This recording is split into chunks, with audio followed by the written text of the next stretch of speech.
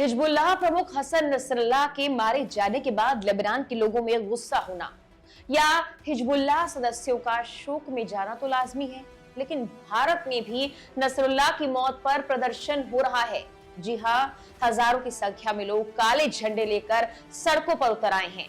जम्मू कश्मीर में इजराइल विरोधी और अमेरिका विरोधी नारे लगाते हुए इन प्रदर्शनकारियों ने मोर्चा खोल दिया है। इतना ही नहीं, जम्मू कश्मीर की पूर्व सीएम महबूबा मुफ्ती ने भी दुख जाहिर करते हुए अपने प्रचार अभियान को एक दिन के लिए रोक दिया है। ये सब तब हो रहा है जब हाल ही में इजराइल ने यूएन के मंच पर भारत को अपना दोस्त बताया था और इजराइल ने हसन नसरुल्लाह को स्ट्राइक में मारने का दावा भी किया है। क्या भारत में हो रहे इजराइल विरोधी इस प्रदर्शन का असर दोनों देशों की दोस्ती पर पड़ सकता है? नमस्कार, मेरा नाम है मेघना सचदेवा। आप मुझे देख रहे हैं लोकमत हिंदी पर।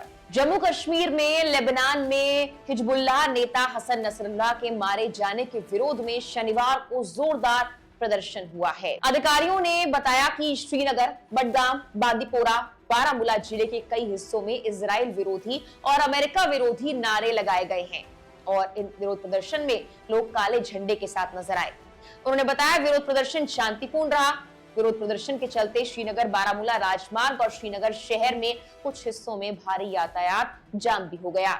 इसके अलावा नेशनल कॉन्फ्रेंस नेता और लोकसभा सांसद आगा रूहल्ला ने विधानसभा चुनाव के तीसरे और अंतिम चरण के लिए अपना प्रचार अभियान भी स्थगित कर दिया है।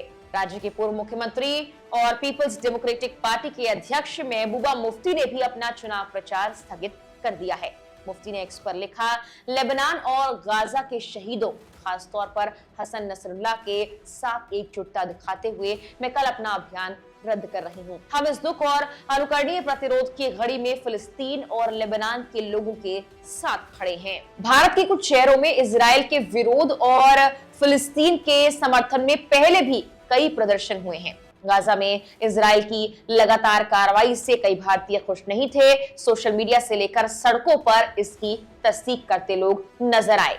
इजराइल की आलोचना करते हुए कई प्रदर्शन किए गए क्योंकि गाजा में बड़ी संख्या में लोग इजराइल की कार्रवाई से मारे गए थे। हालांकि इसका असर भारत और इजराइल के रिश्ते पर नहीं पड़ा है।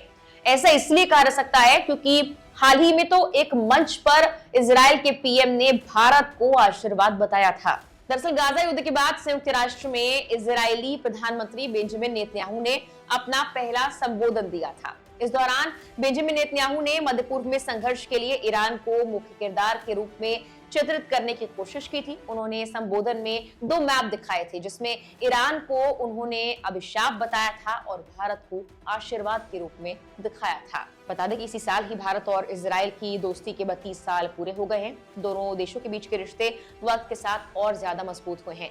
कई ऐसे मौके आए जब भारत को मदद की सबसे ज्यादा जरूरत थी और इजराइल ने हाथ बढ़ाया।